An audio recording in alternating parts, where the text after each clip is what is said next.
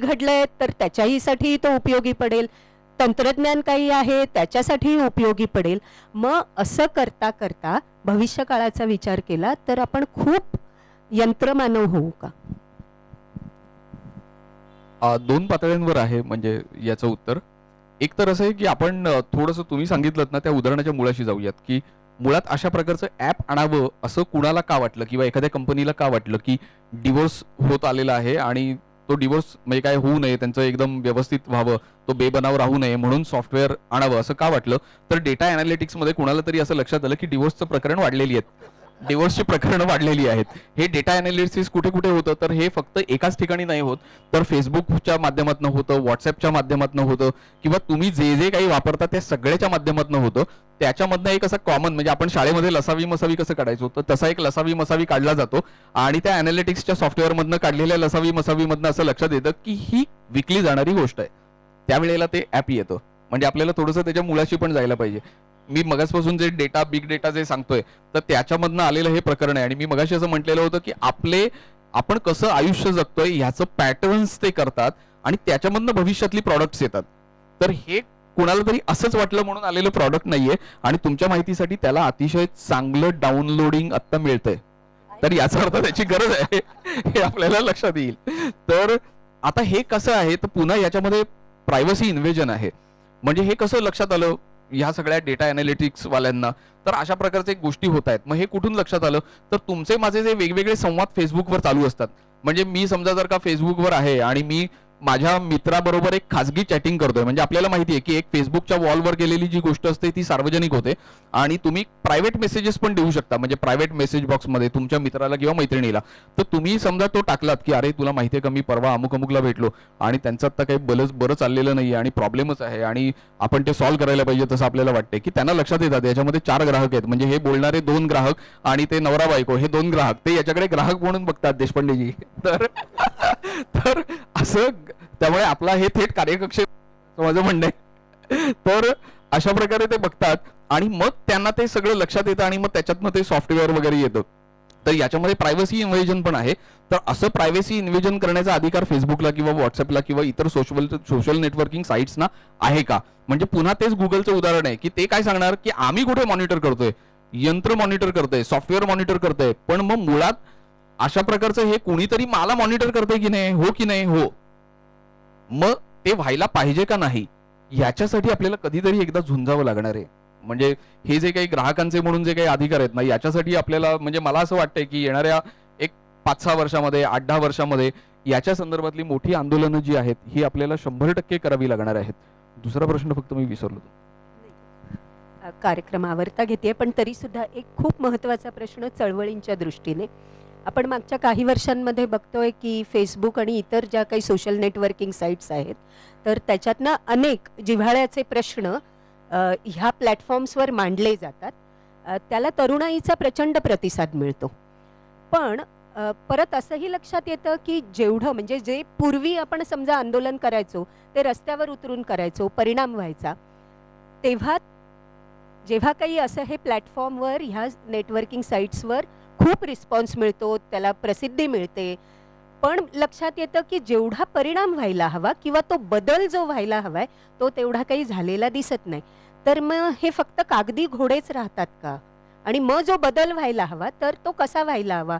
चळवळीच्या दृष्टीने आम्ही आज इथे आहोत, तर तुम्ही काय मार्गदर्शन करा? एक तर म्हणजे मार्गदर्शन करणे इतका काही मी मोठा नाहीये, पण मला जे माझ्या माहितीमध्ये आहे, कारण माझ्यापेक्षा खूप अधिक जग बघितलेले तुम्ही सगळेजण आहात आणि म्हणजे मला लक्षात येतंय की आहे म्हणजे ती वस्तुस्थिती आहे. तर त्याच्यामुळे तसं काही मार्गदर्शन वगैरे नाही, पण मला जे काही माहिती आहे त्या माहितीच्या आधारे फक्त मी सांगतो तुम्हाला की याच्यामध्ये असं आहे की मला अलीकडे अनेक ठिकाणी जेव्हा जेव्हा कार्यक्रमांना जातो आणि तंत्रज्ञानाच्या संदर्भातला कार्यक्रम असतो त्या वेळेला मला हा प्रश्न विचारला जातो आणि म्हणजे मला तर त्याची सवय झाली. म्हणजे तो प्रश्न आला की मला कळतं की आता कार्यक्रम आवरता घेण्याची झालेला आहे.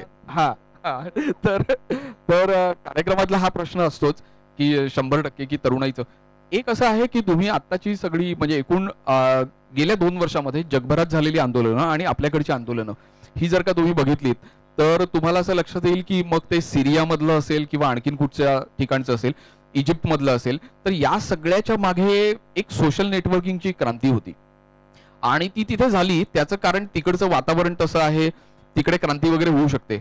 मला नाही असं वाटत की भारतात एका दिवशी एकदम वन फाईन डे आपण एकदम झोपेतनं उठलेलो आहोत आणि भारतात कधीतरी क्रांती झाली आहे. भारत हा मध्यमवर्गीय देश आहे, तो मध्यम वर्गानेच जातो आणि भारतात काही अशी कधी एकदम आपण झोपेतनं उठलोय आणि क्रांती झाली असं आपल्याकडे कधीही होणार नाहीये. पण तुम्ही आता जर आपचं उदाहरण घेतलं तर आपकडे ही जी ताकद आली, म्हणजे देशाच्या राजधानीमध्ये 6 महिन्यामध्ये एखादा पक्ष म्हणून उभं राहायचं आणि देशाची राजधानी काबीज करायची. माझं आत्ताच आपबद्दलचं मत असं आहे की लोकांना असं वाटतं की आपचं राज्य वगैरे येईल, तर असं आपचं राज्य वगैरे काही येणार नाही, असं माझं वैयक्तिक मत आहे. पण हे जे काही त्यांना देशाची राजधानी काबीज करणं शक्य झालं, हे कशामुळे शक्य झालंय, तर हे सोशल नेटवर्किंगमुळे त्यांना शक्य झालंय. म्हणजे अण्णा हजारेंच्या आंदोलनात ज्या वेळेला पहिल्यांदा यश मिळालं, म्हणजे ते ज्या वेळेला दिल्लीत गेले आणि ते आंदोलन झालं आणि त्याला तुफान गर्दी झाली, तरुणाई सगळ्यात मोठी त्या आंदोलनामध्ये उतरलेली होती.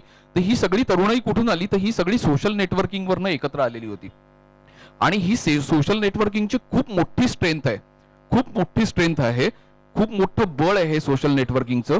म्हणजे जसं आतापर्यंत आपण टेक्नॉलॉजीच्या वेगळ्या बाजूबद्दल बोललो, तर आता आपण थोडंसं पॉझिटिव्ह बाजूंबद्दल पण बोलूया. तर ही टेक्नॉलॉजीची स्ट्रेंथ आहे की आतापर्यंतचं जे नेटवर्क नव्हतं ते नेटवर्क उभं राहत आहे. म्हणजे आता फेसबुकवर काय होतं, तर मी आता सातारा सांगलीला जात असताना मी असं टाकतो की उद्या सांगलीमध्ये अमुक अमुक ठिकाणी माझं व्याख्यान आहे, असं एक ओळ फक्त मी ट्विट करतो किंवा मी एक हे करतो. आणि मग त्याच्यानंतर मी जेव्हा सांगलीमध्ये जातो तेव्हा मला आतापर्यंत कधीही न भेटलेले एक साधारण 100-150 लोक तिथे मला भेटण्यासाठी उत्सुक असतात किंवा तिथे असतात. आता हे काय येतात किंवा हे भेटायला काय येतात, ते कधी भेटलेले नसतात. आता ठीक आहे की मी पत्रकार आहे त्यामुळे 100-150 लोक असतील, पण तुम्हाला देखील तुमच्या संदर्भातला हा अनुभव येईल की तुमच्या फ्रेंड लिस्ट मध्ये असलेले लोक आहेत, तुम्ही कधीतरी सांगलीत जाता आणि तुम्ही आज सांगलीत आहात असं जर का तुम्ही फेसबुकवर टाकलात आणि तुम्ही सोशल नेटवर्किंग वापरताय असं आपण गृहीत धरू, तर तुम्ही कोणत्याही वयोगटातले असाल तर तुम्हाला त्या वयोगटातली मंडळी ही भेटण्यासाठी जी तुमच्या नेटवर्कमध्ये आहे ती येणार, 100% येणार. फार तर फरक काय आहे की तुम्हाला भेटायला 20 येतील, मला भेटायला कदाचित 100 येतील, एवढाच फरक असेल, पण येणार. तर ही सोशल नेटवर्किंग जी स्ट्रेंथ आहे, आता सोशल नेटवर्किंग मधनं काय खूप छान गोष्टी झाल्या आहेत. तुम्ही जर का फेसबुक व्यवस्थित बघितलं तर तुम्हाला असं लक्षात येईल की एक कुणीतरी 1960 सालचा शाळेमधला एक ग्रुप आहे आणि आता कोण कुठे आहे माहितीच नाहीये. आणि मग त्यांनी फेसबुकवर कोणीतरी एकानी नातवानी सांगितलं म्हणून अकाउंट ओपन केलं आणि मग त्याच्यानंतर अरे तो एक माझ्या बाजूला माझ्या वर्गात जो बसायचा ना त्याचं नाव ताठरे होतं. मग तो म्हणाला आजोबा आपल्याला शोधता येईल त्याला, आणि त्यांनी लगेच सत्यवान ताठरे असा सर्च टाकलाय आणि त्याला 4 सापडले. मग आजोबांना प्रश्न पडला आता काय करायचं. तो मुलगा खूप हुशार असतो ना, म्हणजे आत्ताची पिढी सगळीच खूप हुशार आहे. ते 4ही जणांना मेसेज पाठवतात तुम्ही अमुक अमुक शाळेत होतात का, माझ्या आजोबांचे नाव अमुक अमुक आहे आणि असं असं वगैरे. आणि त्यातले एक जण रिप्लाय करतो की अरे हो मी अरे कधी कितीपासून शोधत होतो, 30 वर्ष झाली त्याला भेटलो नाहीये, आणि मग त्यांची भेट होते. तर असं आहे की या खूप चांगल्या गोष्टी आहेत, या सोशल नेटवर्किंगच्या माध्यमातून होत आहेत. आणि तरुणाईच्या बाबतीत असं आहे की ती खूप मोठ्या प्रमाणावर टेक्नॉलॉजी वापरते. म्हणजे तुम्ही जर का बघाल तर आत्ताचे ॲव्हरेज तरुण जे ट्विटर वापरतात ते दिवसातनं 10 ट्विट्स करतात. तर दिवसातनं 10 ट्विट्स हा खूप मोठा सायझेबल हे आहे, रेकॉर्ड आहे. आपण जे मगाशी डेटाबेसच्या संदर्भात बघितलं तर असं आहे की ट्विटरचा सगळा डेटा हा अमेरिकन गव्हर्नमेंट कलेक्ट करते. म्हणजे याच्यामध्ये सुरक्षेच्या संदर्भातले पण प्रश्न आहेत. तर डेटा हाच पुढचा सगळा म्हणजे महत्वाचा कीवर्ड असणार आहे, डेटा, बिग डेटा. तर अशा चांगल्या गोष्टी देखील या तंत्रज्ञानाच्या माध्यमातून होत आहेत. तर हे तंत्रज्ञानाच्या बाबतीत असं असतं, म्हणजे माझं उत्तर नेहमी असतं की तुम्ही कसं वापरता त्याच्यावर ठरतं. म्हणजे तंत्रज्ञान हे कधीही कोणाच्या बाजूचं अथवा कोणाच्या विरोधातलं नसतं. तर तुम्ही ते तंत्रज्ञान कसं वापरता त्याच्यावर ठरतं की या तंत्रज्ञानाच्या माध्यमातून पुढे काय होणार आहे भविष्यात. न विज्ञान असं मी त्याला म्हणतो, म्हणजे मी त्याला दिलेला शब्द न विज्ञान किंवा अविज्ञान, म्हणजे ते कोणत्याही बाजूचं नसतं, तर ते मधोमध असतं. तो वापरणारा माणूस ठरवतो की त्याचे परिणाम काय असणार आहेत आणि काय नाही. हा, आणि ते त्याच्या डोक्यात असतं, म्हणजे वापरणाऱ्याच्या डोक्यातच असतं आधी की हे आपण कशा प्रकारे वापरायचंय, काय करायचंय. याच्या पुढे जाऊन फक्त म्हणजे आता हे तर काही कुणीही सांगेल तुम्हाला की अशा प्रकारची फिलॉसॉफी वगैरे, पण मग हे तुम्ही कसं वापराल. तर माझं असं म्हणणं आहे की समजा जर का तरुण खूप टेक्नॉलॉजी वापरतायत आणि तुम्हाला त्यांना कामाला लावायचंय, तुम्ही टेक्नॉलॉजी वापरायला शिकलं पाहिजे आणि तुम्ही त्यांना टेक्नॉलॉजीमध्ये एंगेज केलं पाहिजे. आणि टेक्नॉलॉजीच्या बाबतीत असं आहे की कितीही तरुण माणूस असेल, कितीही काही असेल, तो ज्या वेळेला एका म्हणजे त्याच्यामध्ये एक हे असतो, इक्विलिब्रियम पॉईंट असतो, त्या इक्विलिब्रियम पॉईंटला तो टेक्नॉलॉजीचा वापर पोहोचला की आजवर जगभराच्या इतिहासामध्ये असं प्रत्येक वेळेला लक्षात आलेलं आहे. म्हणजे म्हणून हिस्ट्री महत्वाची असते की त्या इक्विलिब्रियम पॉईंट नंतर त्या टेक्नॉलॉजीचा नॉशिया येतो आणि तो टेक्नॉलॉजीचा नॉशिया आला की ते हळूहळू थोडं खाली येतं. आता तो कॅचिंग पॉईंट असतो की तो तुम्हाला मला म्हणजे जी ज्येष्ठ पिढी आहे त्यांना लक्षात यायला पाहिजे आणि त्यावेळेला तुम्ही त्याला एक काहीतरी ग्राउंड ऍक्टिव्हिटी दिली पाहिजे. तर तुम्ही समजा जर का टेक्नॉलॉजी अतिशय उत्तम पद्धतीने वापरली आणि त्याला ग्राउंड ऍक्टिव्हिटीची जोड दिली तर खूप छान कामं होतात. म्हणजे आत्ताच्या आत्ता तरुणांचे खूप चांगले ग्रुप्स कार्यरत आहेत फेसबुकवर. त्याच्या संदर्भात मी केलेला एक प्रयोग असा होता की मला असं वाटत होतं की महाराष्ट्रामध्ये खूप चांगल्या संस्था आहेत काम करणाऱ्या, पण या चांगल्या संस्था ज्या आहेत त्या एकमेकांना जोडलेल्या नाहीयेत. आणि म्हणून मग आम्ही फेसबुकवर एक असा प्रयोग केला की आपण यांची फक्त एकमेकांची ओळख करून देऊ, मग ते नेटवर्कमध्ये काम करतील आणि काय. आणि याच्यामधनं आता एक महाराष्ट्रातल्या चांगल्या संस्थांचं नेटवर्क उभं राहतंय आणि त्याच्यामधनं असं लक्षात आलंय, आता मी हे सगळं मुंबईत बसून केलंय किंवा माझ्या मित्रांनी मुंबईत बसून केलेलं आहे. बरं, आमचा त्याच्यामध्ये प्रत्यक्ष सहभाग काही नाही, म्हणजे आम्ही काय तिकडे आमटेंच्या इथे गेलेलो नाही, आनंदवनामध्ये म्हणजे मी गेलोय, पण म्हणजे केवळ ह्या नेटवर्क उभं करण्यासाठी म्हणून मी तिथे गेलेलो नाहीये. पण मी माझ्या ऑफिसमध्ये बसून किंवा माझ्या मोबाईलवर बसून हे नेटवर्क तयार केलंय. याच्यातनं फायदे काय झाले तर अनेक संस्थांना असं लक्षात आलं की आपण ज्या प्रश्नांसाठी गेली 4 वर्ष झुंजतोय तो प्रश्न यांनी 8 वर्षापूर्वी सोडवलेला आहे. तर त्यांनी 8 वर्षापूर्वी जो सोडवलाय त्याच पद्धतीमध्ये थोडंसं इम्प्रुव्हायझेशन करून आपल्याला आत्ताचे आपले प्रश्न सोडवता येऊ शकतात. मग त्यांचे प्रश्न काय असतात संस्थांचे, तर रजिस्ट्रेशनच्या संदर्भातले असतात, कोणत्या तरी सरकारी कार्यालयाने काहीतरी एक खोडा घातलेला असतो. तर हे अनेकांना भोगावे लागणारे प्रश्न आहेत. तर ते शेअर झाले, त्यांना एक प्लॅटफॉर्म मिळाला आणि त्याच्यातनं एक खूप चांगलं नेटवर्क उभं राहिलं. तर टेक्नॉलॉजीचा जो वापर आहे तो असाही केला जाऊ शकतो. दुसरा प्रयत्न असा होता की खूप तरुण मुलांना, हल्ली फेसबुकवर खूप तरुण मुलं असतात आणि त्यांना असं वाटत असतं आपण काहीतरी सामाजिक काम केलं पाहिजे. त्याला कुणीच सांगत नाही की सामाजिक काम केलं पाहिजे म्हणजे काय केलं पाहिजे. तर मग आम्ही त्यांना सांगितलं की बाबा परळ इस्पितळामध्ये 4 पेशंट्स असे आहेत की ज्यांचं कुणीही नाहीये, तुम्ही जाऊन त्यांच्याशी गप्पा मारणार का दिवसातनं 1 तास, बाकी काहीच नाही करायचं. आता ही मंडळी जी असतात ना, ही खूप वयस्कर मंडळी असतात, कधी जातील माहिती नसतं, त्यांना खूप दिलासा मिळतो, त्यांना खूप आनंद मिळतो. त्याच्यातनं आता एका मुलांनी तर त्या आजोबांना अडॉप्ट पण केलंय आणि तो म्हणाला की हे आजोबा आता त्यांना मी येत्या 4 दिवसामध्ये मी त्यांना घरी घेऊन जाणार माझ्याकडे आणि ते माझ्या घरी माझ्या बरोबर राहणार. आता ही खूप चांगली गोष्ट आहे ना. तरुणांच्या मनात खूप इच्छा आहेत पण त्यांना मार्गदर्शन करणार कोणी नाहीये. तर मला असं वाटतं की त्यांना एक ग्राउंड ऍक्टिव्हिटी आपण दिली पाहिजे. आणि हे कुठे झालं तर मी आज तागायत त्या तरुणाला भेटलेलो नाही, म्हणजे जो त्या आजोबांना घरी घेऊन जाणार आहे, पण आमची फेसबुकवरची खूप चांगली दोस्ती आहे. आणि मी फक्त काय केलं तर मी डॉक्टरांकडनं एवढंच कन्फर्म केलं की हा तो तरुण तोच आहे का, आणि त्याचे व्हेरिफिकेशन मी पोलिसांकडनं कन्फर्म करून घेतले. कारण ते डिजिटल आयडेंटिटीचा प्रश्न आहे, म्हणजे उगाच आणखीन कुठेतरी आलंय आणि काहीतरी केलंय. तर ह्या गोष्टींचं व्हेरिफिकेशन आहे जे मी केलंय. पण ही गोष्ट जी घडली आहे किंवा घडते ही टेक्नॉलॉजीच्याच माध्यमातून घडते. तर त्याच्यामुळे टेक्नॉलॉजीचा वापर आपण कसा करतो याच्यावर अनेक गोष्टी अवलंबून आहेत. आणि टेक्नॉलॉजीला आपण ग्राउंड ऍक्टिव्हिटीची जोड दिली तर खूप चांगल्या गोष्टी होऊ शकतात असं मला वाटतं. खूप छान. मला वाटतं जे इंट्रोडक्शनमध्ये मी आपल्याला सांगितलं होतं की साध्या सोप्या भाषेत आपल्याला मोबाईलचं महत्त्व कळू शकेल, तर मला वाटतं तुम्ही सगळे ॲग्री व्हाल.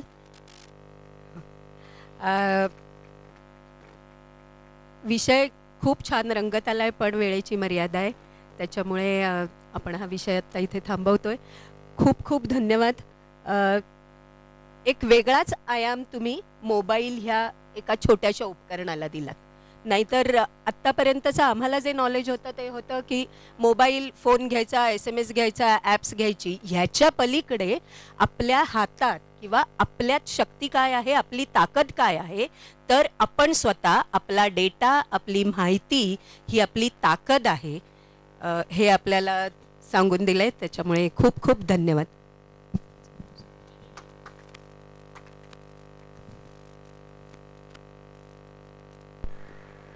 धन्यवाद सर.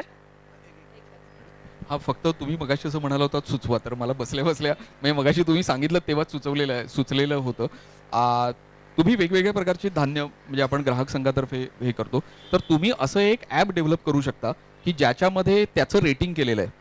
म्हणजे समजा आता उद्या मी खूपच बिझी आहे आणि मला काही शक्य नाहीये, तर मी कोणता गहू घ्यायचा, तर मला प्रत्यक्ष जाऊन बघण्याची काही गरज नाही.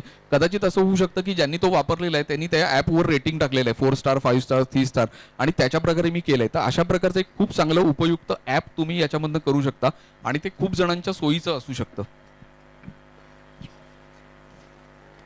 धन्यवाद सर.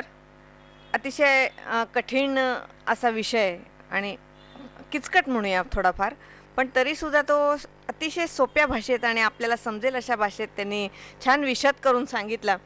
वर्षाताईंचे प्रश्नसुद्धा अगदी मार्मिक होते आणि त्यामुळे विनायक सरांना सुद्धा त्या प्रश्नांची उत्तरं देताना मला असं वाटतं खूप बरं वाटलं असेल असं मला वाटतंय. धन्यवाद दोघांनाही. धन्यवाद. याच्यानंतर आपले उपाध्यक्ष श्री विवेक पत्की सर आपल्याशी संवाद साधणार आहेत. त्यांचे मनोगत आपण जाऊन घेऊया. हो चालेल. उपाध्यक्ष श्री विवेक पत्की.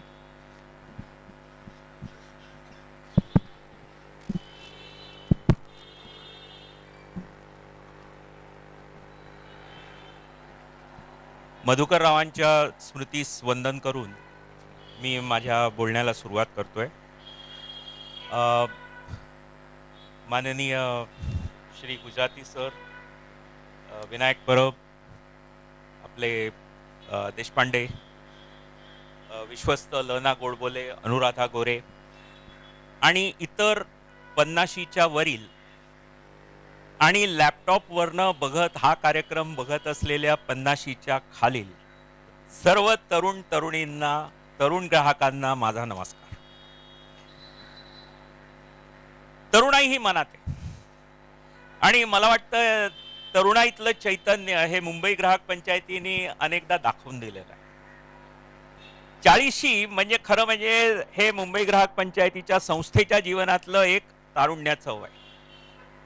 आपल्या सर्वांसमोर एक समस्या आपण नेहमी आणतो की या चळवळीत तरुण येणार कसे. मला वाटतं त्याच्यासाठी आपण थोडं ॲनालिटिक्स करायला हवं, आपण त्यांना समजून घ्यायला हवं. उदाहरणार्थ, आज तरुणांकडे इच्छा आहे, काम करण्याची एनर्जी आहे, सामाजिक जाणीव आहे, परंतु त्यांना जर का कामाला जुंपायचं असेल तर त्यांचं म्हणणं असं की मी बसल्या जागी जिथे आहे तिथे मला काय काम करता येईल ते मला स्पष्टपणे सांगा, मी करेन. MGP40 हा जो उपक्रम आपण येत्या वर्षामध्ये करणार आहोत त्यात माझी पहिली सूचना अशी आहे की आपण 40 उपक्रम या वर्षामध्ये करावे. आता या 40 कल्पना येणार कुठून? अर्थातच तुमच्याकडनं आणि माझ्याकडनं. त्यातल्या माझ्या काही कल्पना ज्या आहेत, कन्झ्युमर इंटरनॅशनलनी असं म्हटलेलं आहे की let's fix our mobile rights, not mobile rights, phone rights they are saying. आता हे फिक्स राईट्स करायचे त्या दृष्टीने थोड्याशा काही कल्पना मी परबांचं छान बोलणं जे ऐकलं त्याच्यावरनं मला काही सुचलेले आहेत, त्या मी आपल्या समोर सांगतोय. योग्य वाटल्यास त्यांचा उपयोग करावा. सर्वप्रथम, उपभोगावर संयम हे आपल्या ग्राहक चळवळीचं एक सूत्र आहे. पण आज प्रत्यक्ष मोबाईलच्या बाबतीत काय घडतंय? Obsolescence is built up in the mobile. म्हणजे तुमचा मोबाईल लवकरात लवकर कसा ऑब्सोलिट होईल या दृष्टीने कंपन्या कार्यरत आहेत. उदाहरणार्थ, माझा E63 मोबाईलचं आज जर का मी कव्हर घ्यायला गेलो तर मला ते मिळत नाही आणि हा मोबाईल फक्त 3 वर्ष जुना आहे. मला काही ॲप्स याच्यावर डाउनलोड करायचे असतील तर मला ॲप्स त्या डाउनलोड करता येत नाही कारण कॉम्पॅटेबिलिटी नाही. तर त्यामुळे मला वाटतं या वर्षात आपण मोबाईल कंपन्यांविरुद्ध या बाबतीत भांडलं पाहिजे की बाबा reduce the obsolescence in my mobile. दुसरं, ठीक आहे, GPRSनी पोलीस लोक गुन्हेगार ट्रेस करू शकतात, पण मग लोकांचे हजारो मोबाईल जेव्हा हरवतात ते का नाही ट्रेस करत? आज पोलीस यंत्रणेने आणि आपल्या मोबाईल कंपन्यांनी मिळून अरेंजमेंट काय केली आहे की तुमचा फोन जर का स्मार्टफोन असेल आणि तो जर का चोरी झाला तर तो तुम्ही डिसेबल करा. ठीक आहे, त्या व्यक्तीला तो फोन नाही वापरता येणार, परंतु माझा तो फोन गेला, माझे तर पैसे गेले, चोराला चोरीची सवय लागली. तर त्यामुळे गुन्हेगाराला पकडणं हे ज्यांचं काम आहे ते त्यांनी माझ्यासाठी का करू नये, तो माझा हक्क मला का मिळू नये, हा प्रश्न मला वाटतं आपण कायद्याच्या यंत्रणेला आणि फोन कंपन्यांना विचारलाच पाहिजे. तिसरा एक भाग यात मला महत्वाचा अलार्मिंग असा जो दिसतो तो म्हणजे ऍडिक्शन. मोबाईल ऍडिक्शन झालंय. आपण हसतो तरुणाईला की ते जेव्हा अगदी पांघरुणात देखील मोबाईल घेऊन झोपतात आणि पांघरुणाखाली त्यांच्या चॅट्स चालू असतात. त्याच्यामुळे आज जसं काही काही देशांमध्ये टीव्ही फ्री डे पाळा अशी मोहीम आहे ती आपण आधीच सुरू करूया. आपण तरुणाईला सांगूया की let's have a mobile free day, keep your mobile aside for 1 or 2 days. Only then we can be free of addiction. चौथा प्रकार जो चाललाय तो असा आहे की एकदा तुमच्यात गरज निर्माण करायची, सुरुवातीला फुकट ऍप्लिकेशन द्यायचं आणि नंतर ते ऍप्लिकेशन अपग्रेडेशन चार्ज करायचं किंवा चक्क चार्ज करायचं. हे कसं आहे माहितीये का, बँकांनी आधी आपल्याला एटीएम ची सवय लावली, त्याच्यानंतर आता ते आपल्या एटीएम कार्ड साठी दरवर्षी चार्ज करतात, even though they don't issue a new card. तर त्यामुळे आपण त्या दृष्टीने लढाई केली पाहिजे. डिजिटल लढाई ही काही वर्षांनी सुरू होणार नाही. खरं म्हणजे आपल्याला उशीर झालाय. मी असं का म्हणतोय, त्याचं एक सोपं कारण आहे की ज्या वेळेला तुम्ही कुठलंही ऍप्लिकेशन तुमच्या लॅपटॉपवर किंवा तुम्ही तुमच्या मोबाईलवर डाउनलोड करता, तेव्हा एक ॲग्रीमेंट नावाचा प्रकार येतो आणि त्यात तुम्ही फक्त येस नो म्हणून बटन दाबता. हे ॲग्रीमेंट आपल्यापैकी किती जण वाचतात? आपण सर्व डिजिटल लढाई नंतर करण्याची वार्ता करतोय, परंतु मोबाईल कंपन्या आणि ऍप्लिकेशन कंपन्या आजच कायदेशीर ॲग्रीमेंट प्रमाणे आपले हातपाय बांधून घेत आहेत. उद्याची लढाई तुम्हा सर्वांचा अनुभव असेल की ग्राहकांची कुठलीही समस्या असो, शेवटी लढाई जाऊन न्यायालयात थांबते आणि न्यायालय